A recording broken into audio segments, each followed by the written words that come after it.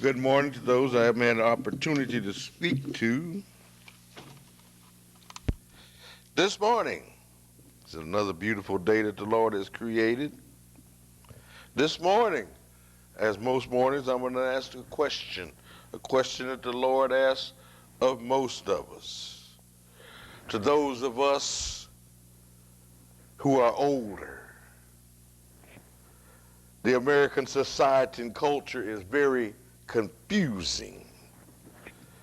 We have things today that are an everyday part of existence that older people just one generation ago did not dream of existing, let alone becoming commonplace in our lives. To some of us, it seems that the young adults have everything, and often they're discouraged as they feel like they have nothing. And it's not unusual to encounter people today who are deeply depressed or deeply discouraged or deeply frustrated, who have basically decided that life is pointless. To some of us, that's quite confusing because people ask the question that I'm asking you: what is the point?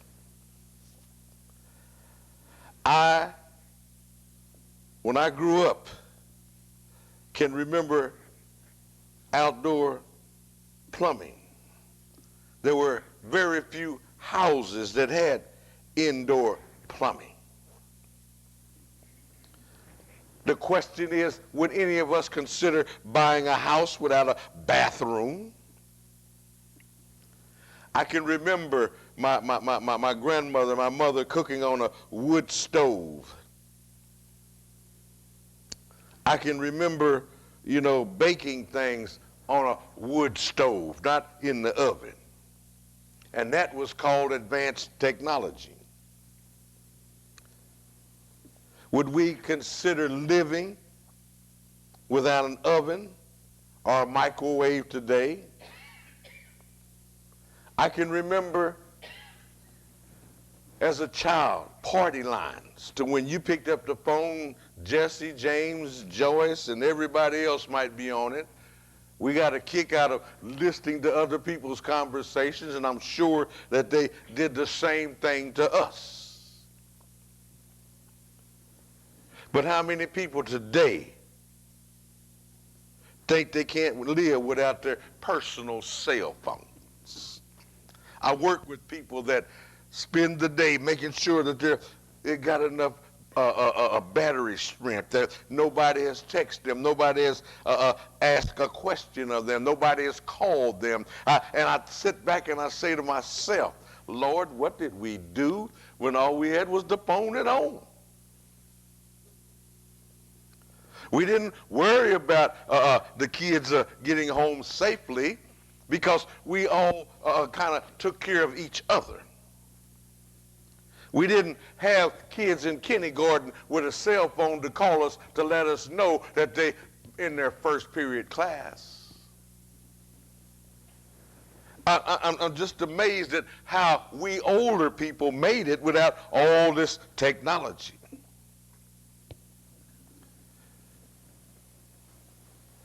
When I grew up, religion was a very, very serious matter. But by and large, today religion is not a serious matter at all. And I ask the question, why? How can our society experience so many advances and life become increasingly without point at the same time? How can our society experience so many advances and being religious become increasingly unimportant at the same time? Why? I do not conclude that there's just one reason. Conditions among people in our society are caused by a number of factors. Among the important factors, there is one we should note, understand, and take quite seriously. Increasingly, as we make advances, more and more of our life is viewed as pointless. More and more it becomes a matter of going through the motions without understanding the point of what you are doing or making any application of what you are doing. We say to our kids, get a college education. And they say, why? Because that's what you're supposed to do.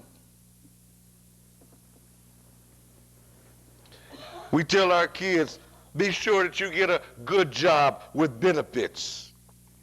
And they say, why? And we say, that's what you're supposed to do. Get married. Why? That's what you're supposed to do. Go to church. Why? Because that's what you're supposed to do.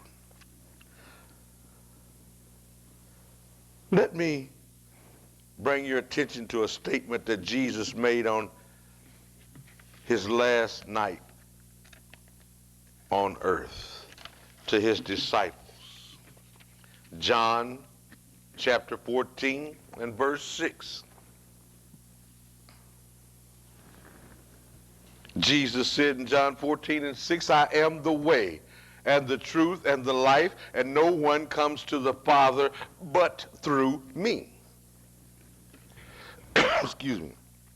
In less than 24 hours, Jesus was not going to be with the 12 in the same manner physically that he has been with them throughout his ministry. At first, this is a very traumatic experience for the disciples. But Jesus wanted to reassure them that it was going to be okay. But my buddy Thomas, my mentor Thomas, said, we do not know where you're going, and we do not know the way there. Thomas's a response increased Jesus' distress for them. Yet Jesus still seeks to encourage them. Philip says, just let us see the Father and everything will be okay. This further distressed Jesus. However, he still tries to encourage the 12. It is in this context that Jesus made the statement that he was the way, the truth, and the life to the 12, and declared that he is the only way to the Father. If I understand Jesus' statement correctly, it is by examining and understanding Jesus' teachings and earthly life that they are given insight into God's character, purpose, values, and priorities. It was only by understanding Jesus that they would correctly understand God. Jesus is the key to understanding the nature and desire of God the Father, and that is an incredible statement. I'm going to challenge you to see what an incredible statement that is by calling your attention to some statements Jesus made in Matthew 5, 21 through 48, and Matthew 6, 1 through 18. In Matthew chapter 5, beginning at verse 21, Jesus discusses the subject of murder, adultery, divorce, oaths, justice, and concepts of compassion, and the neighbor-enemy concept in the Jewish society among the Jewish people. In each area, Jesus draws a contrast. The contrast is between their religious society's position and God's position. To me, we can summarize the whole discussion in this manner. You missed God's point. Your emphasis and God's emphasis are not the same. Your values and God's values are not the same. The religious stance your leaders in society take is just that, a religious stance. It is not godlike. In Matthew chapter 6, verses 1 through 18, Jesus addresses three very common religious acts in the first century. Benevolence to the poor, praying, and fasting.